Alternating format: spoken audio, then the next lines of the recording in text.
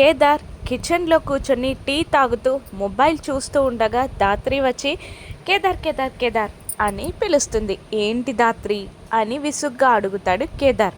షాపింగ్కి వెళ్దాం అనగానే షాక్ అవుతాడు కేదార్. ఏంటి షాపింగా అని కేదార్ జగదాత్రిని మళ్ళీ అడుగుతుండగా అవును షాపింగే, ఈరోజు ఎలాగూ వర్క్ లేదు కదా, ఈరోజు గోల్డ్ షాపింగ్కి వెళ్దాం అని ఆశగా అడుగుతుంది ధాత్రి. అప్పుడు కేదార్ లైఫ్ గురించి బాగా తెలిసిన ఒక పెద్ద ఆయన ఏం చెప్పాడో తెలుసా అని అడిగితే ఏంటి అని అడుగుతుంది అమాయకంగా ధాత్రి. అప్పుడు కేదార్ ఆడవాళ్లతో షికారుకు వెళ్ళు కానీ షాపింగ్కి మాత్రం వెళ్ళకు అని చెప్పారు.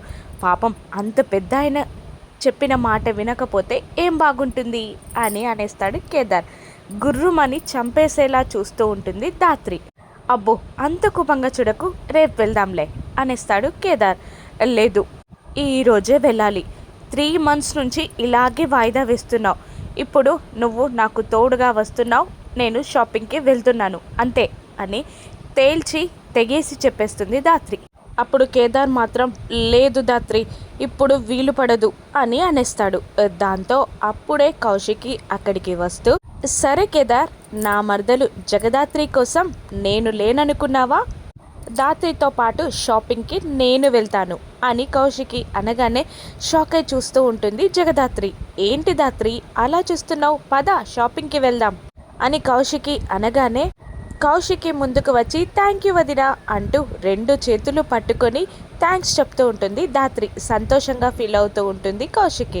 వాళ్ళిద్దరినీ చూసి షాక్ అవ్వడం కేదార్ వంతవుతుంది. ఒక 2 అడుగులు వేసిన ధాత్రి కేదార్ అని పిలుస్తుంది. ఏంటి ధాత్రి అని కేదార్ అడుగుతూ ఉండగా జీవితం గురించి బాగా తెలిసిన ఒక పెద్దావిడ ఒక మాట చెప్పింది అని అనగానే ఏంటది అని ఆతృతగా అడుగుతాడు కేదార్. భర్తని షాపింగ్కి రమ్మంటే రానన్న భర్తతో ఇంకెప్పుడు షికార్కి వెళ్ళకని చెప్పింది. అంత పెద్దావిడ చెప్పిన మాట వినకపోతే ఏం బాగుంటుంది అని అనగానే కేదార్ షాక్ అవుతాడు. మళ్ళీ ధాత్రి ఇలా అంటూ ఉంటుంది, ఇంకొకసారి ఎప్పుడు నన్ను షికార్కి పిలవకు అనగానే ఎందుకు అనేస్తాడు కేదార్. ఎందుకంటే నేను రాను కాబట్టి, మూవీకి వెళ్దాం, షికారుకి వెళ్దాం, డిన్నర్కి వెళ్దాం అని నన్ను పిలవకు అని ధాత్రి అనగానే కేదార్ షాక్ అవుతాడు. మళ్ళీ ధాత్రి కౌశికి భుజం చుట్టూ చెయ్యి వేసి నేను వదిన ఒక జట్టు, ఇప్పుడు షాపింగ్కి వెళ్ళి అటు నుంచి షికారుకి వెళ్ళి డిన్నర్ చేసి మరీ వస్తాం ఇంటికి, నువ్వు ఆ టీ తాగేసి ఆ కిచెన్ అంతా క్లీన్ చేసేయి అని స్టైల్గా చెప్తూ కౌశికి ధాత్రి ఇద్దరు ఒకరికొకరు ఐఫై ఇచ్చుకొని కేదార్కి షాక్ ఇస్తూ అక్కడి నుండి వెళ్ళిపోగా అయోమయంగా ఫేస్ పెడతాడు కేదార్.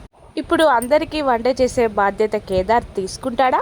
రాను ఎపిసోడ్స్లో చూద్దాం. Thank you for watching.